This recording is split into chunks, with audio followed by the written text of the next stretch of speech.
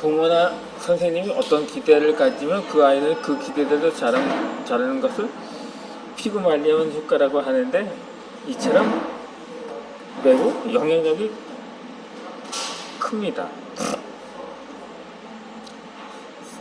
성격이 밝은 아이가 되기 바란다면 마음속으로 이 아이가 밝게 자라게 해달라고 기대하면 됩니다. 그러면 그 아이는 정말로 밝은 아이로 성장합니다.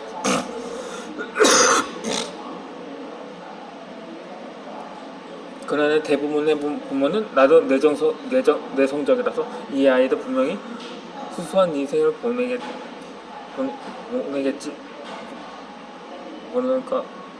보낼 것이라고 부정적인 기대를 갖는 경우가 많습니다. 그래서 아이는 수수하고 눈에 띄지 않는 아이가 됩니다.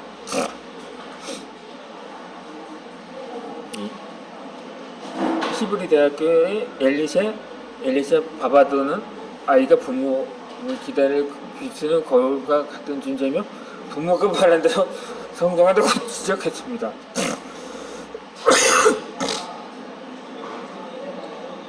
사람은 자신이 신뢰하는 사람의 기대에 부응하는 방향으로 행동을 합니다.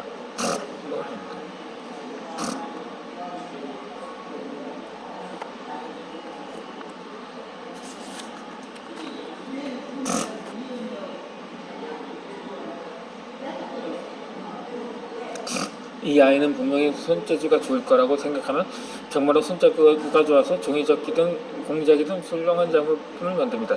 이 아이는 분명히 똑똑해질 거라고 생각하면 정말로 아이의 학교 성적이 우수해집니다. 만약 아이가 말귀를 잘 알아듣지 못해서 부모님들이 하는 말을 전혀 듣지 않는 문제라면 그 이유는 부모가 그렇게 생각하기 때문입니다.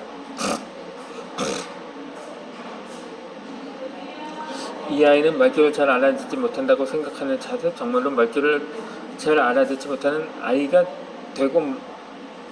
되어버린 것이죠. 이와는 반대로 이 아이는 매우 솔직한 아이가 될 거라고 말하면 피그말리온 효과가 작용해서 정말로 솔직한 아이로 변화하지만 나쁜 기대를 갖고 있기 때문에 시간이 흘러도 말귀를 잘 알아듣지 못하게 되는 경우가 됩니다.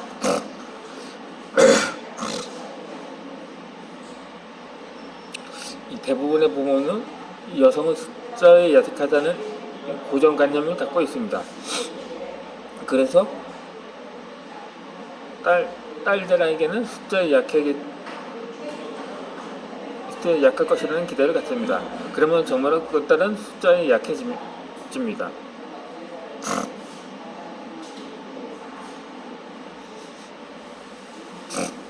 이 독일 아나임 대학교의 요하네스 케일러는 감정적인 지능은 일반적으로 여성이 높다고 남학생들에 알려준 후에 지능을 측정했더니 정말로 지능 검사에서 나쁜 점수를 받았다는 사실을 증명했습니다.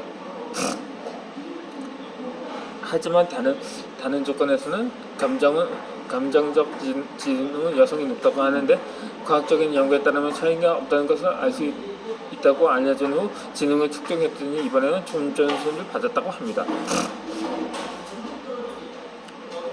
이와 같이 아이들 성장시키고 싶다면 좋은 기대를 걸어야 합니다. 나쁜 기대를 갖고 있다면 정말로 아이가 나쁜 방향으로 나아갑니다. 최대한 좋은 기대를 거는 것이야말로 부모의 도리입니다.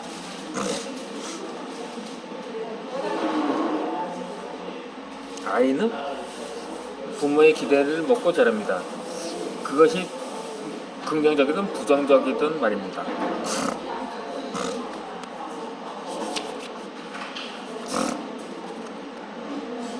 그러면 결론을 강요해서 미리 문을 닫지 말아야 합니다.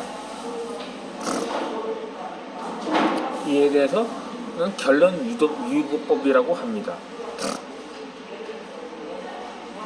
어, 요컨대 뭔가 해보고 싶은 운동이 있다고 물어본다면 상대방은 대학 진학까지 고려하면 어느 고등학교가 좋을까 하고 고민해 보는 것입니다. 그러니까 누구든지 무조건 이래라 저래라 명령을 받으면 불쾌해지지 않습니다. 이는 아이도 마찬가지입니다. 아무리 아이라고 해도 불합리한 명령을 내리면 부모가 미워서 참을 수가 없게 됩니다. 물론 교육이나 이해 방법의 범위법절의 일환으로 아이에게 명령하는 것은 부모의 의무입니다. 나도 두 아이의 부모이기에 그렇게 너그러운 모습을 보여줄 수 없다는 것을 잘 압니다. 하지만 명령에서 따르게 하는 것은 기껏해야 5살 정도까지이며 부모가 더 커지면 아이의 자주성을 어느 정도 존중해야 합니다. 현명한 부모는 일방적으로 명령이나 결론을 강요하지 않고 제안이나 질문을 하는 것으로 그치는 방법을 사용합니다. 그러니까 부모가 너는 유도를 하라고 하는 것이 아니라 해보고 싶은 인정이 있냐고 말하면 예를 들면 유도를 한다든가 저희 유도 교실이 있는데 잠시 견학가지 않겠냐면서 제안을 해보는 것입니다.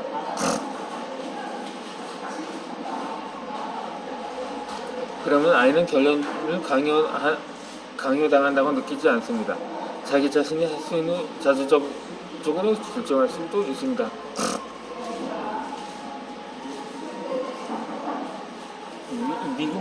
미국 메릴랜드 대학교의 에리사 존스 교수는 결론을 강요하는 설득법과 결론을 위보하는 설득법의 차이를 검증해서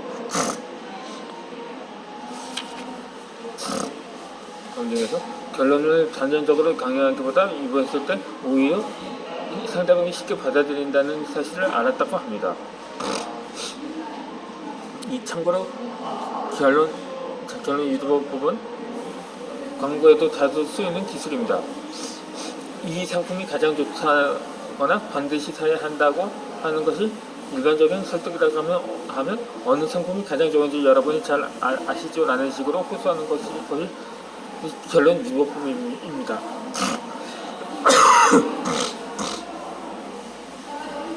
아이를 설득할 때 일반적으로 단정하지 말고 최대한 결론 유도법을 사용하면 어떨까요? 마찬가지로 너는 사립고등학교에 진학해야 한다고 결론을 강요하면 아이도 반발심만 커집니다. 그렇지만 부모님이 대학 진학까지 고려하면 어느 고등학교가 좋을까라고 말하면 아이도 반발하지 않습니다. 결론은 강요당하지 않기 때문입니다.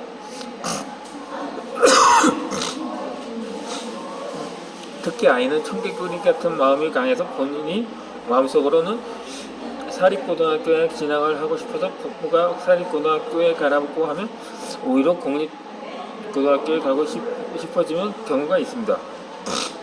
아무 말도 하지 않으면 아이는 부모의 희망대로 진학할지도 모르는데 쓸데없이 말창견을 하는 바람에 그 반대 방향으로 아이를 쫓아낼 수도 있습니다. 이것을 긁어 부스럼 효과라고도 부릅니다. 그러면 부모니까 아이가 염려되어서 이것저것 말창견을 하고 싶은 마음은 심리적으로 잘 이해할 수는 있을 것입니다. 그러나 그런 마음을 꼭 참고 결론을 강요하지 않는 편이 오히려 좋은 결과를 낳습니다.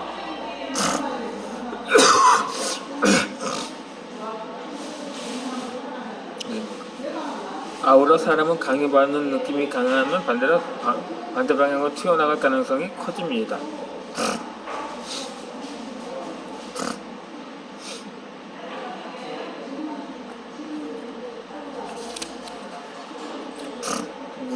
이런 경우는 기성세대들은 후레자식이라고 비난을 할 수도 있지만 이를 하나의 부탁을 2단계로 빠져서 부탁을 해보는 것도 좋은 방법이 될 수가 있습니다. 그러니까 이 파고 들기법을 활용하는 것입니다. 5분이면 되니까 걸어보지 않을래? 라고 말한다거나 이제부터 5분은 빨리 걷기를 해보자고 말하는 것입니다.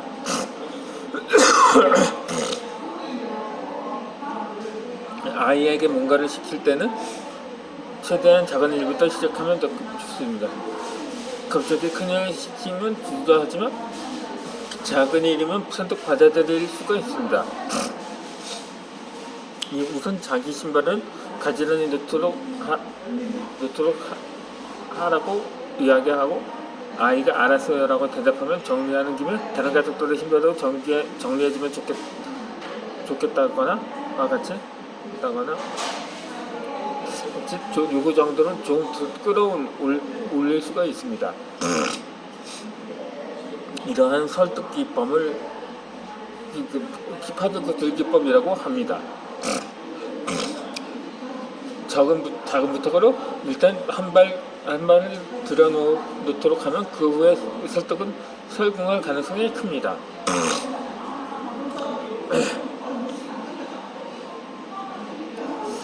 사우스캐롤라이나 대학의 피터 레인게는 다음과 같은 조건으로 심좌편 쇼핑 목금을 부탁해 보았습니다. 이 첫 번째로 갑자기 모금 얘기를 꺼낸다면서 꺼내는데 이런 큰 부탁을 하는 조건이 해당합니다.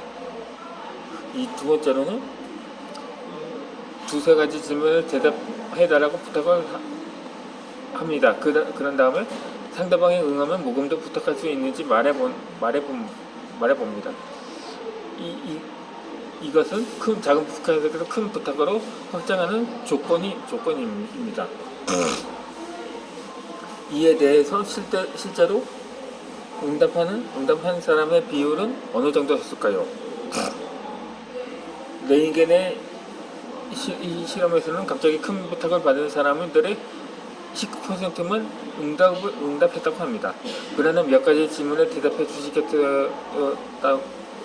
주시겠냐고 작은 부탁을 먼저 해놓은 조건에서는 무려 34%가 다음 부탁인 모금까지 응했다는 결과가 있었습니다.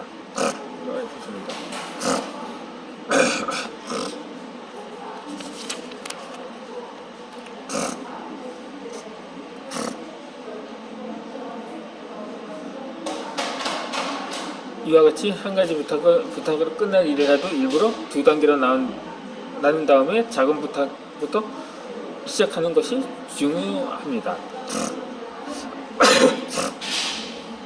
작은 부탁을 해놓으면 나중에 요구 정도를 끌어올려도 잘 들어줍니다. 이를테면 아이가 비만해져서 운동을 조금 시키고 싶다고 합시다. 이럴 때는 우선 5분이면 되니까 걸어보지 않을래? 라고 제안해서 아이가 그 제안을 따르면 이제부터 5분은 빨리 걷기를 해보자 라고 덧붙이는 것이 좋습니다.